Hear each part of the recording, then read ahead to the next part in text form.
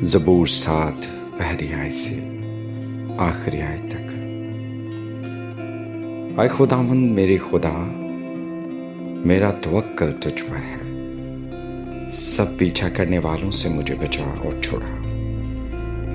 ایسا نہ ہو کہ وہ شیر ببر کی طرح میری جان کو پھاڑے، وہ اسے ٹکڑے ٹکڑے کر دے اور کوئی چھڑانے والا نہ ہو۔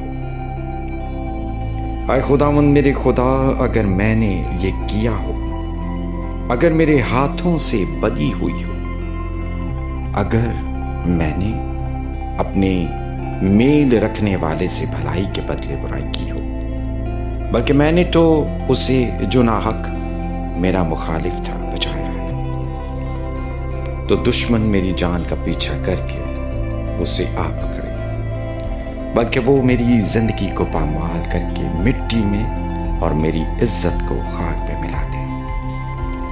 اے خداوند اپنے قہر میں اٹھ، میرے مخالفوں کے غصب کے مقابلہ میں تو کھڑا ہو جا اور میرے لیے جاگ۔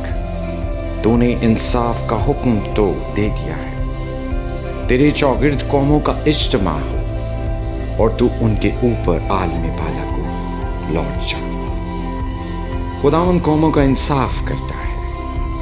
اے خداوند اس صداقت و راستی کے مطابق جو مجھ میں ہے میری عدالت کر۔ کاش کے شریروں کی بدی کا خاتمہ ہو جائے، پر صادق کو تو قیام بخش، کیونکہ خدا صادق دلوں اور گردوں کو جانچتا ہے۔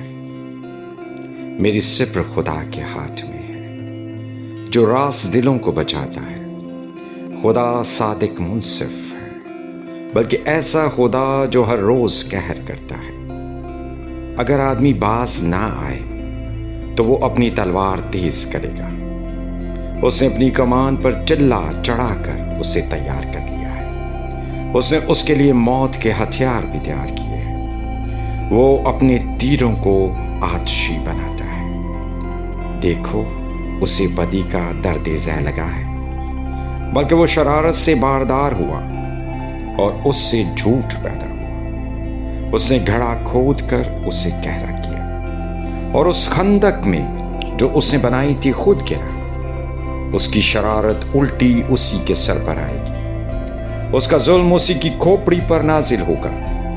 خداوند کی صداقت کے مطابق میں اس کا شکر کروں گا اور خداوند تعالیٰ کے نام کی تعریف کروں گا۔ مقدس آموز کی کتاب 4 باب 6 آیت سے 13 آیت تک۔ خداوند فرماتا ہے، اگرچہ میں نے تم کو تمہارے ہر شہر میں دانتوں کی صفائی اور تمہارے ہر مکان میں روٹی کی کمی دی ہے، تو بھی تم میری طرف رجوع نہ لائے۔ اور اگرچہ میں نے می کو جبکہ فصل پکنے میں 3 مہینے باقی تھے تم سے روک لیا، اور ایک شہر پر برسایا اور دوسرے سے روک رکھا، ایک قطع زمین پر برسا اور دوسرا قطع بارش نہ ہونے کے باعث سوکھ گیا، اور 2-3 بستیاں آوارہ ہو کر ایک بستی میں آئیں تاکہ لوگ پانی پئیں، پر وہ آسودہ نہ ہوئے، تو بھی تم میری طرف رجوع نہ لائے، خداوند فرماتا ہے۔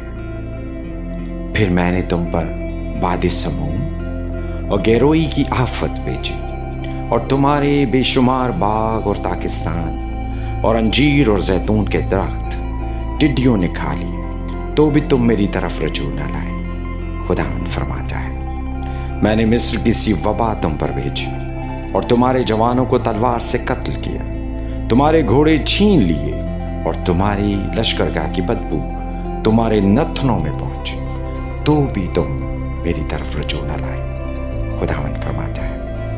میں نے تم میں سے بعض کو الٹ دیا، جیسے خدا نے سدوم اور عمورہ کو الٹ دیا تھا، اور تم اس لکٹی کی مانند ہوئے جو آگ سے نکالی جائے، تو بھی تم میری طرف رجوع نہ لائے، خداوند فرماتا ہے۔ بس اے اسرائیل، میں تجھ سے یوں ہی کروں گا، اور چونکہ میں تجھ سے یوں کروں گا، اس لیے اے اسرائیل تو اپنے خدا سے ملاقات کی تیاری کر، کیونکہ دیکھ اسی نے پہاڑوں کو بنایا اور ہوا کو پیدا کیا، وہ انسان پر اس کے خیالات کو ظاہر کرتا ہے اور صبح کو تاریک بنا دیتا ہے اور زمین کے اونچے مقامات پر چلتا ہے۔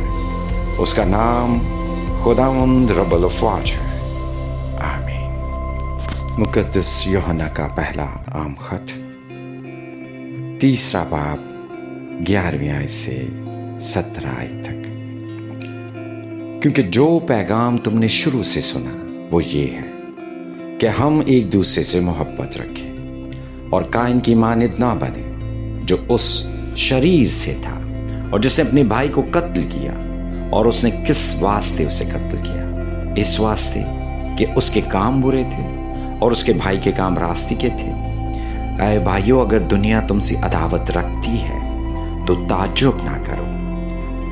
ہم جانتے ہیں کہ موت سے نکل کر زندگی میں داخل ہو گئے، کیونکہ ہم بھائیوں سے محبت رکھتے ہیں۔ جو محبت نہیں رکھتا وہ موت کی حالت میں رہتا ہے۔ جو کوئی اپنے بھائی سے عداوت رکھتا ہے وہ خونی ہے، اور تم جانتے ہو کہ کسی خونی میں ہمیشہ کی زندگی موجود نہیں رہتی۔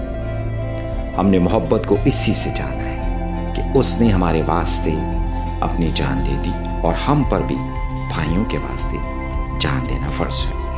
جس کسی کے پاس دنیا کا مال ہو اور وہ اپنے بھائی کو محتاج دیکھ کر رحم کرنے میں دریغ کرے، تو اس میں خدا کی محبت کیوں کر قائم رہ سکتی؟